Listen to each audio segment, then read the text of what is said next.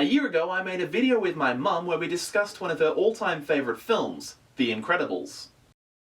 If you haven't already seen said video, I suggest you check it out. At that point, we were still anticipating the long-awaited sequel, Incredibles 2. However, since then, the film has been released. In fact, Mum and I actually went to see it together. I thought it would be fun to do our own sequel of sorts, and answer the question, does my mum love Incredibles 2?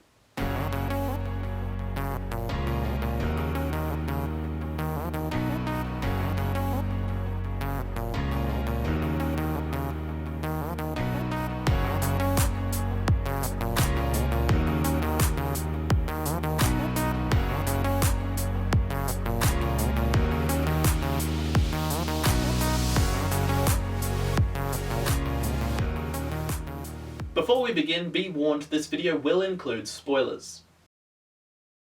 So, as a big fan of the original film, Mum, I think it's fair to say you were pretty excited for the sequel? A little bit. A little bit? Cautiously excited. Yes. That's fair. Let's start by addressing the elephant in the room. Are we going to talk about it? What? The elephant in the room. Incredibles 2 came out 14 years after The Incredibles. Yes. It's a very long time between films. Yes. It's not actually uncommon for Pixar to do that. I mean, Toy Story 3 came out, I think, 11 years after Toy Story 2. Finding Dory came out 13 years after Finding Nemo. So they're no strangers to sequels, delayed sequels, I guess. Yeah. Often that's really a good thing because they wait until they've got something really good to present. Yeah, and definitely. I really have appreciated that in the past. The difference, I think, is Toy Story 3, it embraces that time difference. It actually takes place in real time 11 years after the second film. Yeah. And it addresses where those characters are at that point and sort of deals with, you know, the progression of life and time and that sort of thing. Yeah. Finding Dory, however, picks up, I think it's a year after Finding Nemo, even though it's been 13 years in real life. Now that's much more the approach that The Incredibles 2 takes. It actually takes place immediately after the end of the first film. Yes. Yes, it picks up exactly where it's finished. I know I made this analogy the first time around, but it kind of does what Back to the Future did, which was the first film ends with this scene like, oh, we're going to go off on more adventures, but there was no specific intent there, that they hadn't come up with the storyline that was going to happen after the credits rolled. And then the second one had to kind of, oh, what does happen next? Where were we going with this story? So they have to kind of like recontextualize things a bit. They put in a few extra clips here and there just to sort of set some stuff up. But it they kind of painted themselves into a corner a bit in terms of like, well, we set this up and now we have to follow through on this. What do we do with this? Or just go completely random and everyone will complain about it. Yeah, that's an option also. So how did you feel about the way they took that approach? Did you think they were going to do that? Did you think they were going to jump forward in real time? Well, as you are aware, I try to go to films that I really want to see with as few expectations as possible. Sure. Because having an expectation that is dashed, it's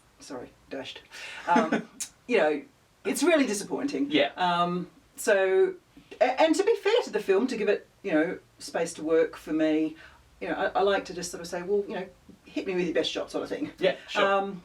So I didn't actually have any expectations. I had some thoughts that maybe they might do some things, but I actually had no problem with it because I love the ending of the first one. It's like, oh wow, we're coming back for more, sort of thing. Yeah, yeah. So yeah, that was fine. That was like, oh look, they're going to explain what happens. This is great. I did like the way that they kind of they recap, as it were, the ending of the first film, but from a different perspective. Because obviously the first one, we end with the Incredibles, they're teaming up as a family, we're like, yeah, we're with them. Whereas this one opens with the average man's perspective of that event. And it's actually kind of a lot scarier from that perspective. Yes. It was a fun ending, and now it's kind of this terrifying event. Oh my goodness, we're all going to die. Yeah. So I thought that was an interesting step, and I thought that was a good way to sort of bring you back into that world. Yes. Sort of show you a new side of it, as it were. Yeah, without just seeing last time on Incredibles, Yeah. Yeah. No, that was useful, I think. One thing that I didn't expect was that the opening few shots are almost exactly the same as Jack Jack Attack. Yes, I noticed that straight away. That was a weird callback that I was not expecting. Wow, yes. Mind you, it also, I think it sort of plays well in terms of it's set up this whole idea that there are so many people who have had their memories wiped. It definitely seems very routine at this point. Yes. So that actually brings up one of the things that setting it immediately after the first film meant for this film was they actually had to recast a few of the key roles. So the character of Rick Dicker is replaced. Jonathan Banks plays him in this film, whereas Bud Luckey actually played him in the first film. Now Luckey actually passed away between the two films, so Right. Yeah. obvious reasons they had to recast. I think Banks does a good job with the character. It was noticeable for me, the change of actor there. Well, I didn't know it was a change of actor, but having, sort of said that, it's like, he wasn't quite... Oh, yeah, I think there was Luckey just something a little bit lacking. Yeah, Luckey had a very distinctive voice.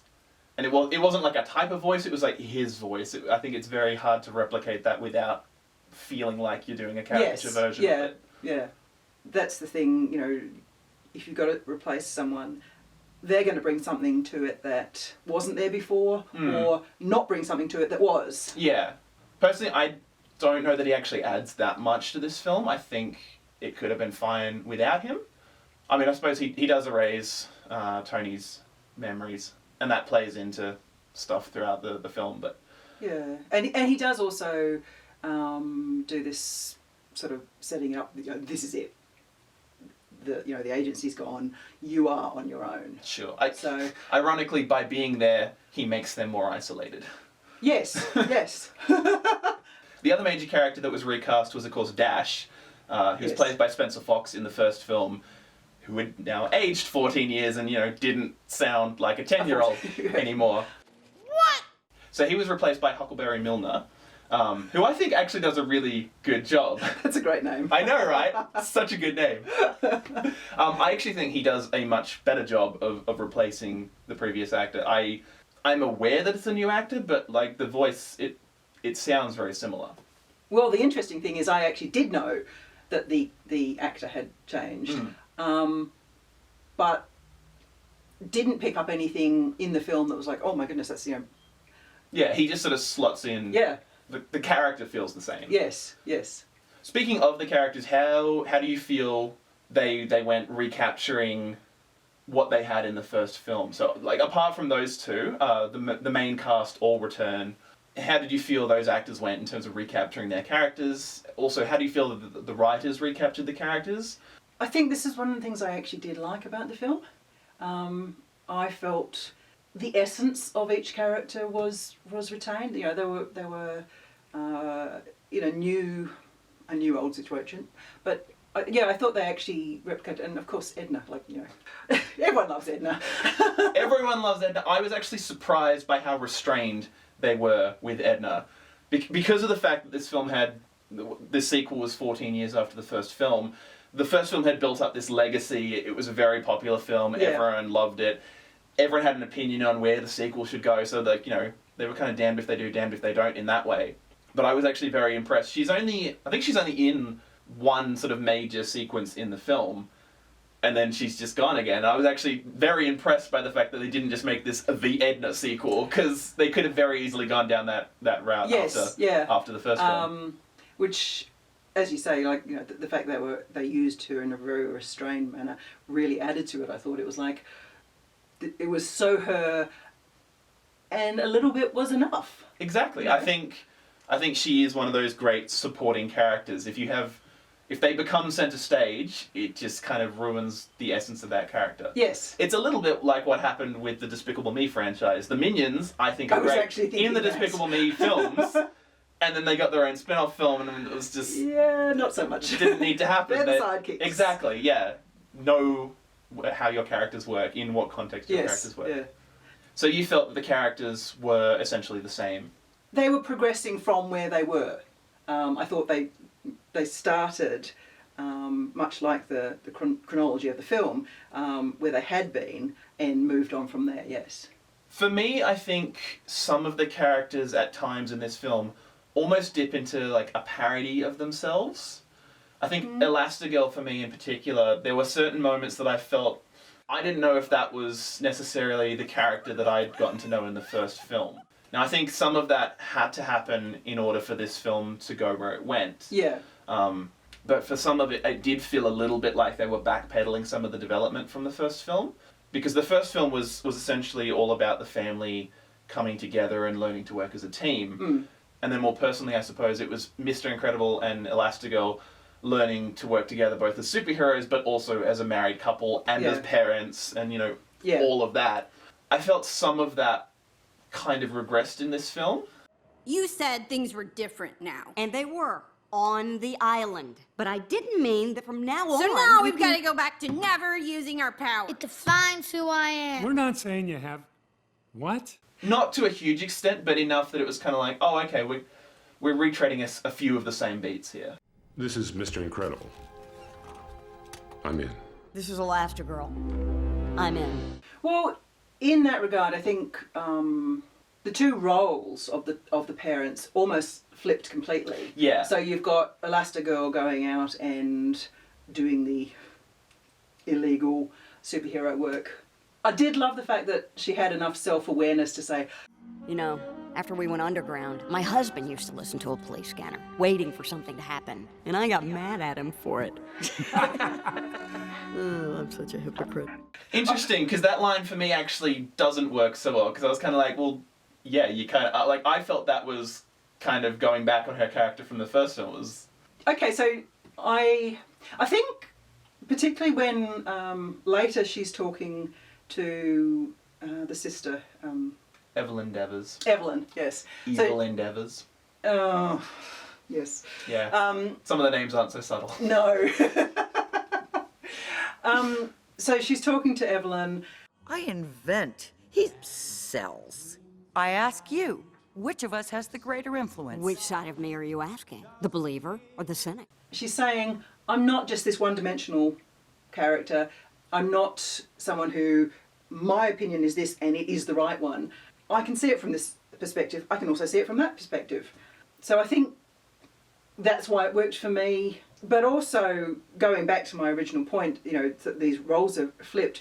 You've got Mr. Incredible going through exactly what Helen went through, almost forgetting that they were super. I'm doing the math, I'm fixing the boyfriend and keeping the baby from turning into a flaming monster. How do I do it? By rolling with the punches, baby. I eat thunder and crap lightning, okay? Because I'm Mr. Incredible. Not Mr. So-so or Mr. Mediocre guy. Mr. Incredible. So they're both doing the journey that the other did in the previous film in that regard. Yeah, which I think on the one hand was a clever reversal and an interesting direction to go in with this sequel. I think for me and I think for a few others it did feel a little bit like same dance, but you know the partners are reversed in a way. Yeah, absolutely. I think I just liked the fact that they both journeyed that stuff, and just watching how they engaged with it differently and similarly. Yeah, I think one thing that they definitely retained from the first film was the fact that they managed to balance that superhero life and real life. This is obviously an animated film. The characters are very stylized. They have superpowers, which, you know, is not a generally realistic trait. Not generally. But the family dynamics, their interactions are 100% relatable. Which is why the first film I continue to love. It just, these are real people. Yeah. Despite all this other stuff. I think sometimes in order to get at the reality of a situation, you have to make it more fictionalized. There's something about story that is really important, and I mean, people like Tolkien realise this, that mythology, fairy, those sorts of things are ways quite outside of our normal experience to reflect normal life. Sure. So in that regard, yes, it's larger than life, but it is real life. Do you think that's perhaps why the superhero genre, if you will, has become such a mainstay of films? Absolutely. in I recent mean, you know, years? you go back to the Romans and Greeks, they're telling stories of gods and you know, these sort of superheroes. Well, interestingly, really. Edna actually has that Muriel on the wall of the ancient sort of heroes and gods. But yeah, it's that taking it outside and exaggerating it to talk about truths and realities of our lives. And I guess, you know, like for me, The Incredibles, the original film, works because it is a story about a family Sure. who are superheroes. Yeah. Incredibles 2, for me, felt like a superhero movie that had a family in it. The family still worked for me. The other stuff, not quite so much.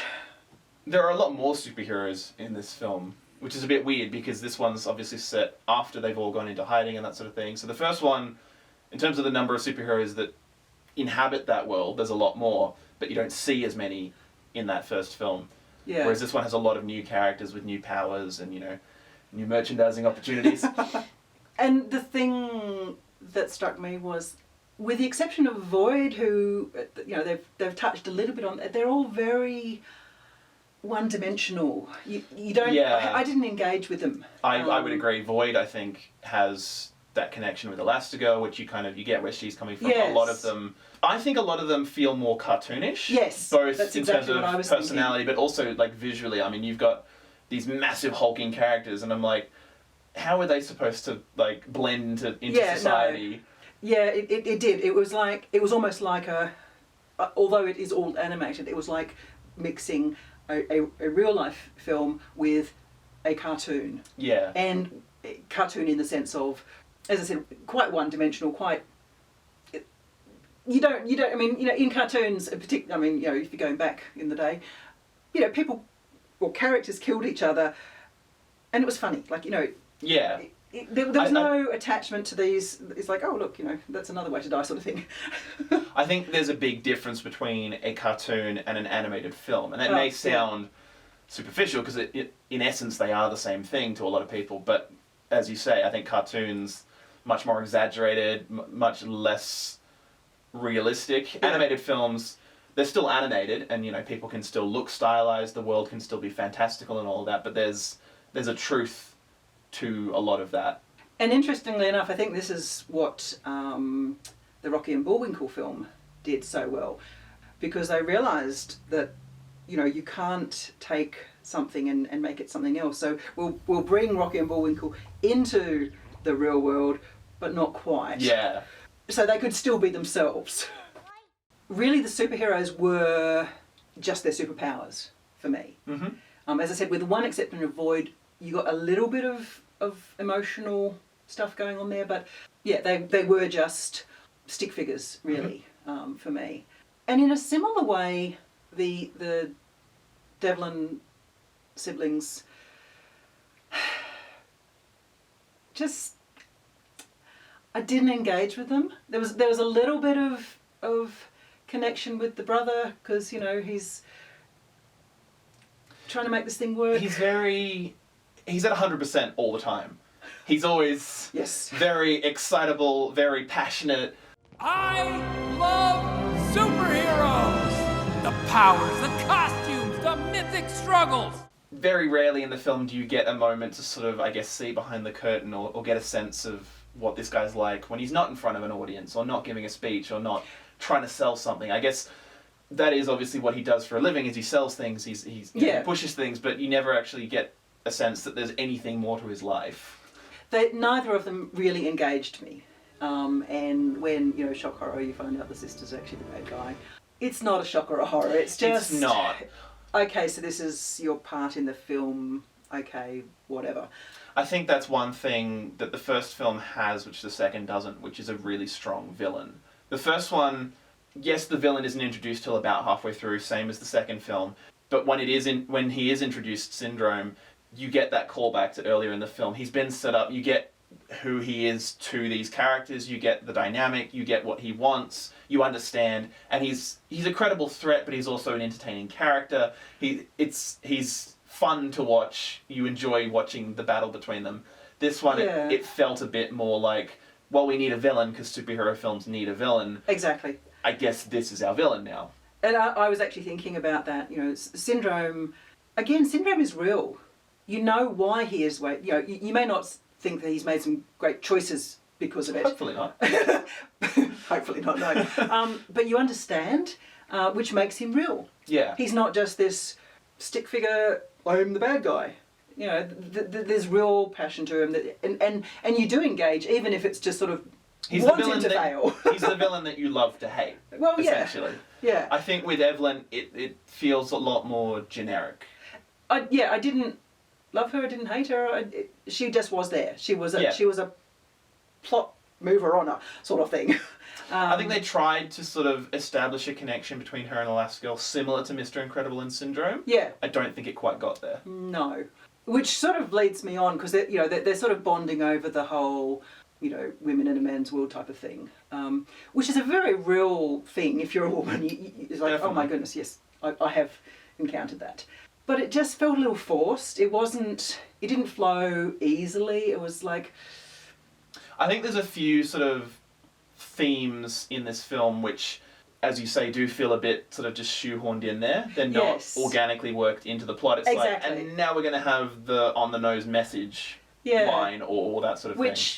And that's it. I mean, because I actually want to support that message. That Of course. it is hard for women. At the same time, to do it in a way that hits you on the head, it defeats the purpose. I think that's a problem that Hollywood's been having a little bit recently. There's been a few films that have been criticised for that reason. The message isn't necessarily the problem, it's just the way that it is forced upon the audience. Yes, as opposed to something like working in the superhero genre, when Black Widow has developed these feelings for Bruce Banner. Bruce Banner, yes. So that scene in Age of Ultron where he's saying basically, I'm a monster, we can't have any sort of life together. She says, well, I'm a monster too. And her monster is this sterilisation she's undergone. She can't have normal family, and particularly when it's in the setting of Hawkeye's family the home. farmhouse surrounded by his kids and his And wife. Yeah. so just and it's very organic and it's very subtle, but it's saying I couldn't have both. I couldn't be the spy, the superhero, whatever, and have a normal family. That didn't work. Yeah. So the message there was again organic. It was just their part of the whole thing, not Sure. this is the message. Yeah. So yeah, in that regard, it did feel a bit heavy-handed on a really worthwhile message. Yeah. As I said, message is not the problem. It's just the way it's handled. Yes, yeah. It wasn't handled in the light manner that it was in the first film. I think that's one thing that a lot of people feel is the fact that because they had 14 years to craft this sequel, it felt a little underdone. Yes. That being said, I heard a lot of criticism at the time that it came out that, they've just downgraded Mr. Incredible and he's just this dumb dad and whatever. I think people missed the point that, no, he was out of his depth. He had no idea. He's got this message from the kids that, Mum knows everything. But he wasn't. He actually rose to the challenge. He was like, Yeah. okay, this is harder than I thought it was going to be. Now I've got to step up and engage with this. And, so he learns new math and he apologises to his daughter and tries to make it better, even if it's a really inept sort of... Yeah, I think that's the thing. Because there's a lot of comedy in that dynamic and there's a lot of... He's struggling. I think a lot of people pass it off as like, oh, he's dumb and incapable. It's not that at all. As you say, like, even if the way he goes about it is not necessarily the best way to do it, he is trying. It's coming from a... Well, yeah, because he's learning. Yeah. Like, none of us do something excellently the first time.